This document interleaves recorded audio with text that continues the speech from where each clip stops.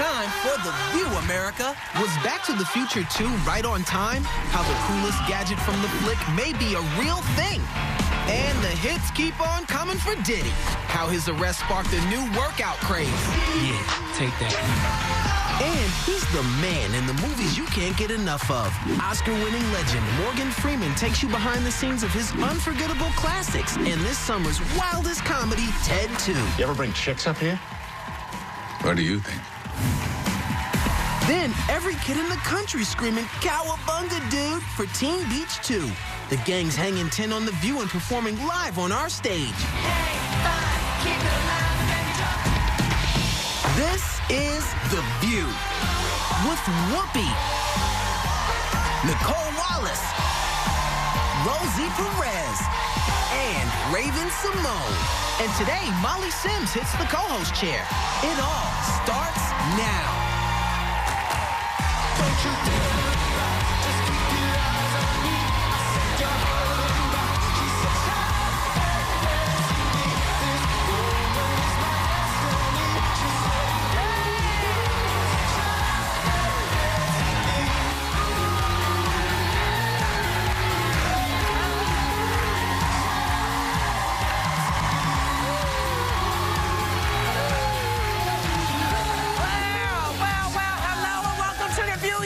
welcome to The View.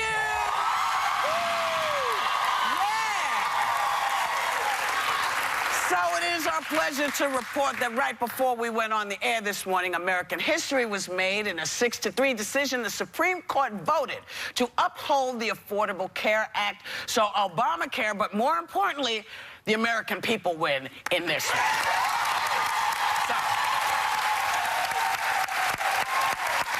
Did you see last night? The president, you know, had a gathering at the White House, and he had a heckler at the White House.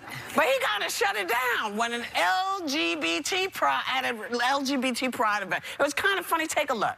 Yeah, listen, you're in my house. You're not going to get a good response from me by interrupting me like this.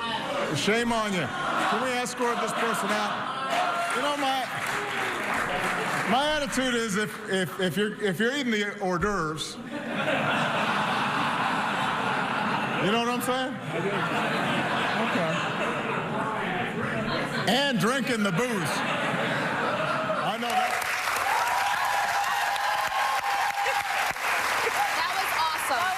That was awesome, and I know we're going to talk about it. I just want to bring up the fact, put your cell phone down and enjoy the moment. I couldn't even see his face for all the cell phones that were up. Oh, my, sorry. Well, that's a new thing. You know, that's the thing. We've been bitching about this for a while. Because you go to a concert, you're not watching the concert. You're watching the concert on your cell phone. What the hell? Can't even see it. You're right there. That's the whole point of you spending all that money. Yeah. You used to have lighters, and now you have cell phones. No. The lighters were for per song. These cell phones are up the entire time. For the whole concert, and it's just crazy. You know, I want to say, I'm sorry.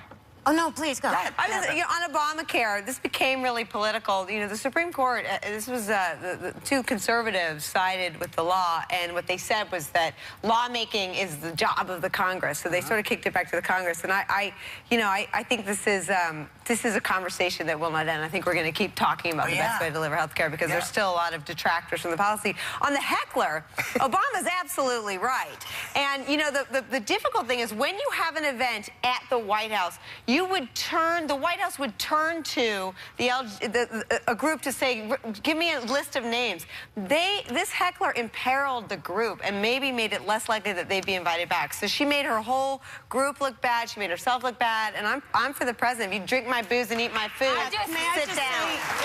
The issue, 100%. Now, and not because you don't have a right to free speech. No. But there is a difference between, you know, free speech at an event and then in his house. Well, in his as you know, at the White House, the public has a forum to speak to the White House and to the president. They have for lack of a better word, open mic, where they can express their views. In that instance, even the crowd turned on the heckler. The crowd, someone in the crowd yelled out this is about us. It's not just about you. This is about us. They were already winning. Now, on the issue that they were she was heckling the president is very, very important. It's in regards to how detainees are treated in the immigration centers. Specifically the LGBTQ. Specifically the LGBT community. But it was a victorious event for the LGBT community, and it was just. She did say she had a little too much to drink and was feeling a little too good, and it got the best of her. I mean, she was very apologetic. Her name is Gutierrez. Is that her name? Yes, Gutierrez. And she told reporters, I am outraged at the lack of leadership Obama demonstrated. There is no pride in how LGBTQ immigrants are treated here. And it's like, we just got a month. Let's just enjoy the month really fast. We just got the month. I mean, her point is valid, but there's a time and place, and I don't think that was the time. And the point is valid, but you know what?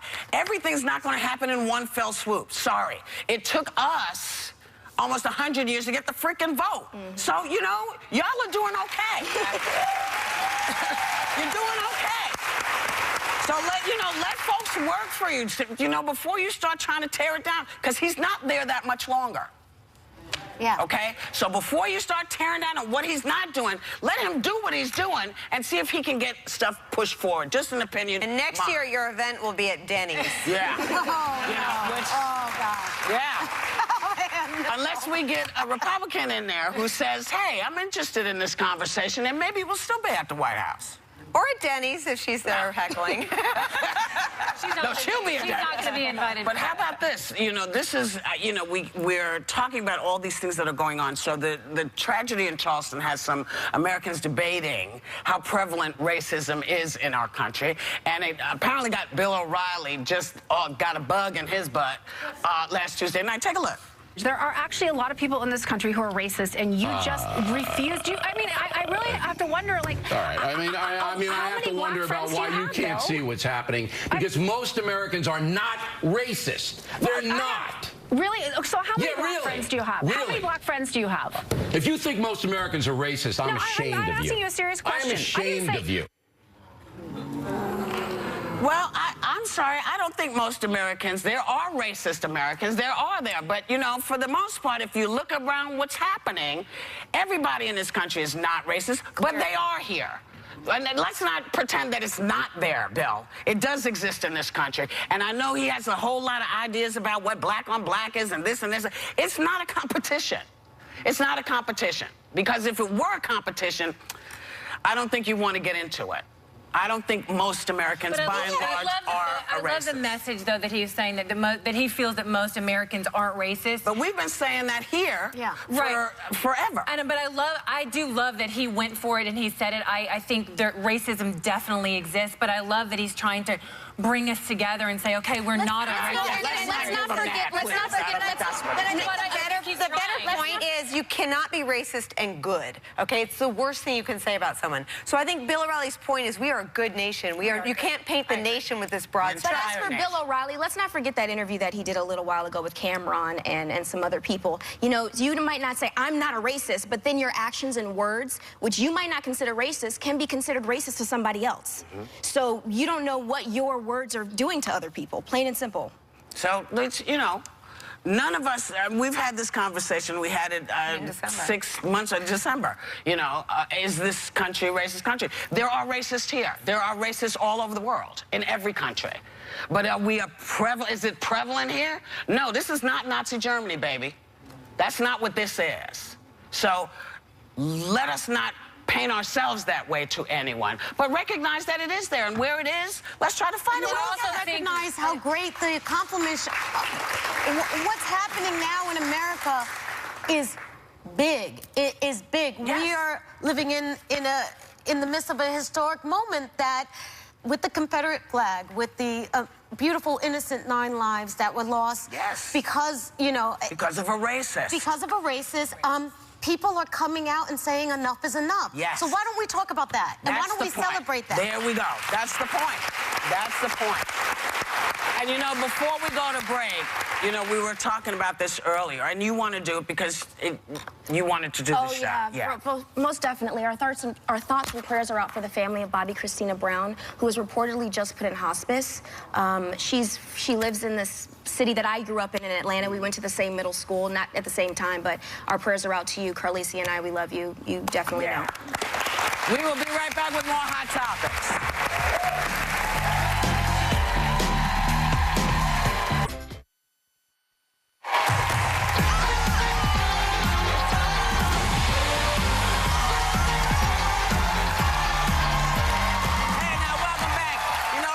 Is under fire by the New York Department of Consumer Affairs, who claim that the store routinely overcharges for their prepackaged items. Whole Foods denies the charges. You know, the same thing happened in California. They were charged the same thing. But what do they say? I mean, whatever you buy, it's $100. So, like, whatever you put in your bag, it's toilet paper, if it's sunflower seeds, if it doesn't matter. I call it whole paycheck every time you go. It is so expensive. Now, they're denying the allegation. They say we disagree with the New York City's Department of Consumer Affairs overreaching allegations, and we are vigorously defending ourselves. But I'm telling you, you just go shop there one day, and you're going to be biased against them, because it is the most expensive grapes you could buy are at Whole Foods. The most expensive nuts you could buy. I mean, everything is a fortune. I don't shop there anymore because I leave like feeling like in a sweaty guilt of overspending. They tested 80 products, and out of 80 products, every single one of them was wrong. I mean, 80 products. Like the pricing when the pricing was wrong. Oh.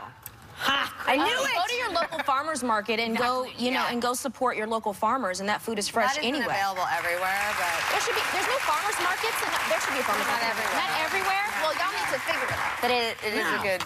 But you know, you go in there, right? What, to Whole Foods? Yeah. I love the food. I go to Whole Foods for my meat because their butchers are great. You know, my meat needs to be cut a certain way. Yeah. Okay.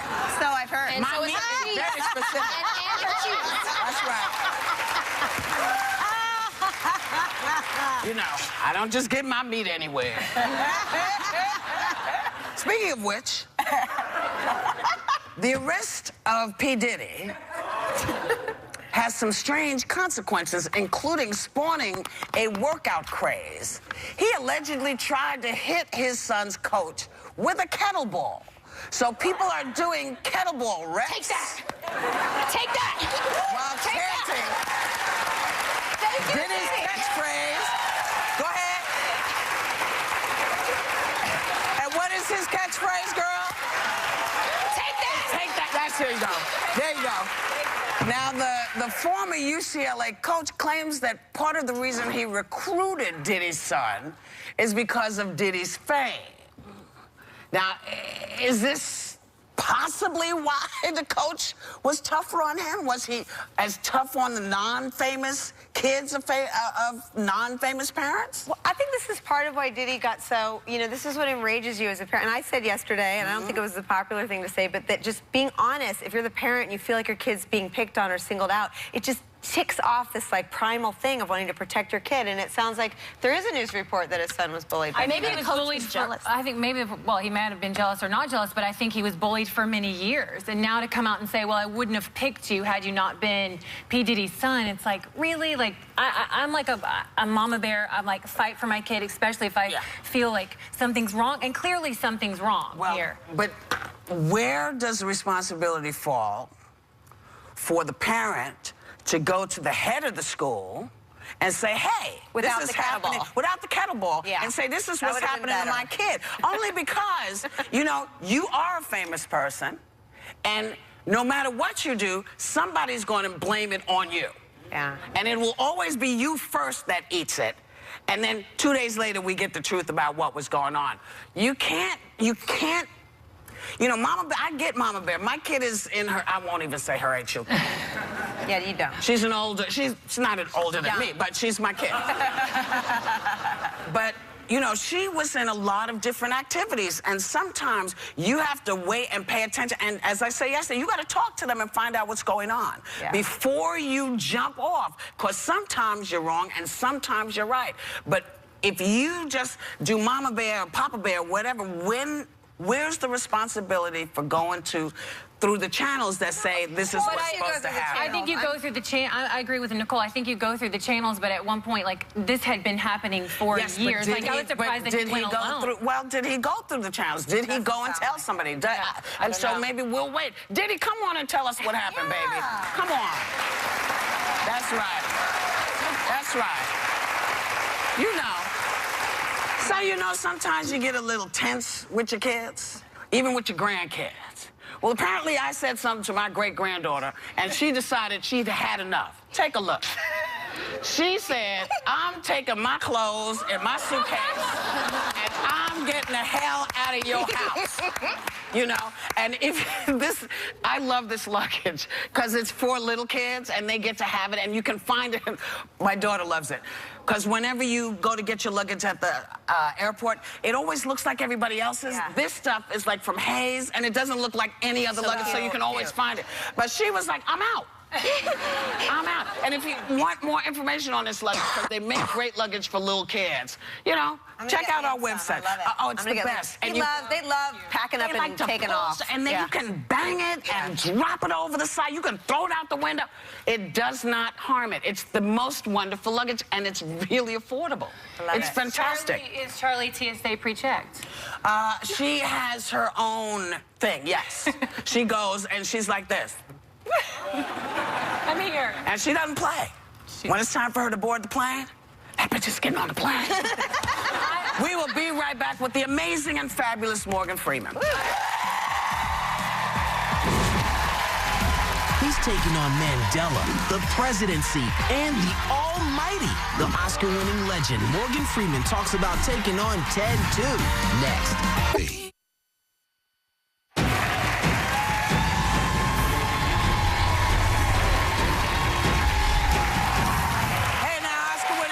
Morgan Freeman has starred in so many movies that you still watch every time they come on TV, and his latest is...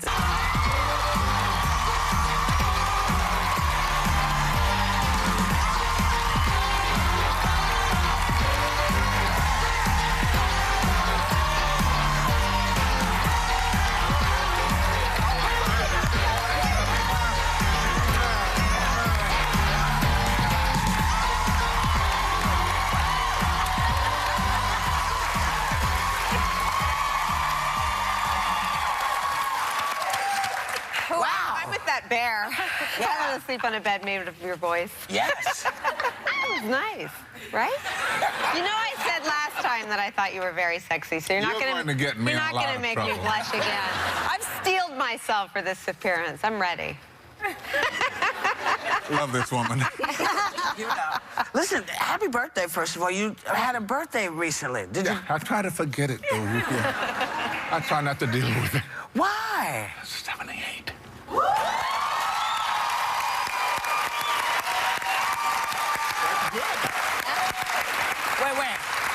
And where are you keeping those numbers? I don't see that on you at all. At all, anywhere. I'm telling you, under the bed. Yes, I agree with Nicole. You are still sexy as hell. Thank you, RP. You know, there's no joke, dog. Listen. I'm not doing it. I'm just saying it's true. I know lots of women feel this way. You know, we've been friends too long. I can't even look at you that way. Think that. I'm going to stay there. That's right. All right, I understand. Last night, Morgan and I were at the TED 2 premiere, and he got by the way, he is fantastic in the movie, and he basically got a standing ovation at the end of it because everyone loves him so much. I think it's just habit now. You know, Morgan, we were talking about Charlie Rose, Whoopi's great-granddaughter, and you have 14 grandkids? 13 left. 13 left? Yeah. Oh, my goodness. And everyone says you're the greatest granddad ever. What makes you so great, besides your sexy looks? I stay out of their way in most of them. You stay out of their way. You just let them be, right? Yeah. So I heard a little secret about you. Secret? A little secret that I didn't know, that I think a lot of people might not. You're a pilot. Yeah, that's a secret? I didn't know that. Yeah. It's a secret for her. It's a secret for me. Did you guys know he was a pilot? Yes. So what is the... Everybody knew but me? Okay. No, I didn't know. What is the farthest... Where's the farthest you've ever flown? South Africa. South Africa. That is awesome. I had no idea. I loved it. That's amazing. You flew there by yourself? No. Oh, you had people in the thing. No, it's a small plane. It's a small plane and a long flight. Oh, okay. It's a long flight, but you know, you break it up into pieces. Awesome. Yeah. I had no idea. Yeah. Okay, so I saw Ted 2, not last night, but I did see it, and I think it's absolutely hilarious. And I'm actually surprised that you're in it. What said, you know what, I'm going to do a Ted 2? What made you want to do the movie? Well, the same thing that always makes you want to do anything. First of all, they will ask for you. They'll send you a script. And it's Mark Wahlberg. It was, you know, I'm really one of his huge fans. We actually have him on the show tomorrow, and I'm very excited to see him. What did you think about the Bears' performance? I think Seth is awesome. Really, and that's Seth the bear. MacFarlane. That's the bear. That's the bear. Yeah. Are you in Family Guy? Do they ever do you in well, Family I'm Guy? not in it, but he brings me up. Yes, all the time. Yeah. Right. Now, you've been in over 100 films, and I know, yeah, you have. And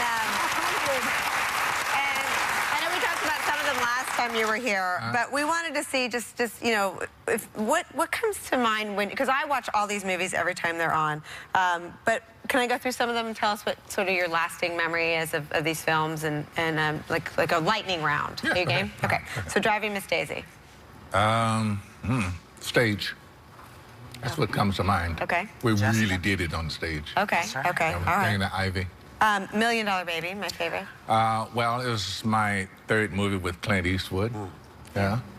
He's my favorite director. Clint, I like that answer. All right, Shawshank. Shawshank. Tim Robbins. Did you hear about Tim? He was on the show, and they asked him about this whole thing with the guys getting out, and he said, well, yeah, 2 weeks before they got out, they called me for information, for invite. Well, we talked about that, and we said the difference is they were bad guys. You know, everyone was rooting, you know, so few distinctions. And then, you know, I know we talked about Madam Secretary last time you were here, but you're also a big-time producer. What do you like, you know, is there a difference for you? Do you enjoy being the boss more, or do you enjoy, are they just two separate vocations that you enjoy the same? My producing partner hates for me to talk about this because I always say I don't do any of the heavy lifting. She does it all. Her name is Lori McCreary, and I don't produce. She produces. I just sort of... You guide. Yeah. You guide. And is the Story of God your newest project that you guys are working on? Mm-hmm. Okay. Yeah. All right, you're gonna come back. Not the story of, but the history of. History of God. Okay. The history of. I'm gonna get to travel around the world to all of the mystical places and talk about the development, as it were. Right. Can I say that? Yes. We don't get into trouble? Yes, you can say that. Okay. And is Wormhole going well? Wormhole is... Because, you know, that's my show. That's my show. Tell me what's going on. Well, you know what? Thanks is never enough with you, because we're always so happy that you come and play with us. It's just heaven, you know. So we thank Morgan Freeman. Ted 2 opens tomorrow in theaters. Please go see it, because he's a civil rights lawyer and he's representing the bear. Okay? We'll be right back.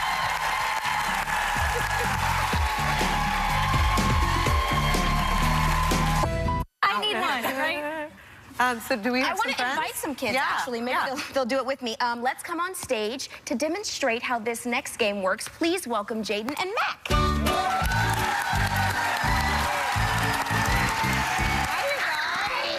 Are you guys ready to play a game? I'm gonna ask you a few questions or statements, and you're gonna... Okay. Stand in a funny pose while making a funny face. Oh, good. Good. Good job. Good job. All right, next one. What do you like to think before you go to sleep?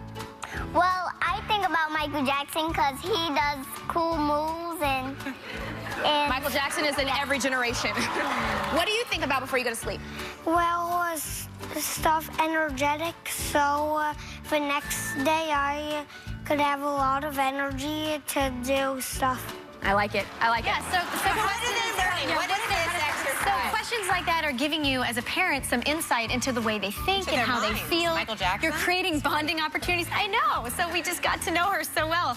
And so parents love this because they're really bonding and connecting. And also sometimes things you don't know what to say, so it's good to have a list of questions or just funny things that they can do, but then brings it out of them. Yeah, let's close the session with one more game of time. Okay. Let's hop on one leg 20 times.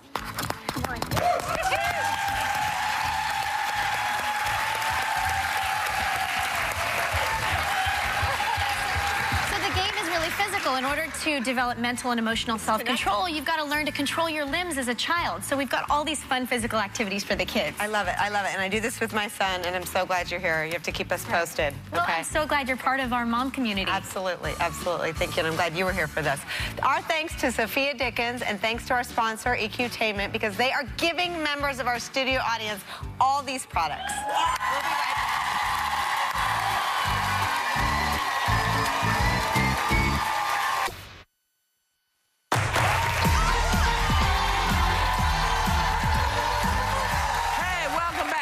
You got something going on that you're very excited about that people can see on Logo Saturday night. What is it, baby? Well, it's called the Trailblazers Honor, and we are paying tribute to civil rights pioneer Baynard Rustin, who was a trusted confidant and advisor who marched right alongside Martin Luther King Jr., and he was largely written out of history books because he was gay. And we want to change all of that. So, I love that.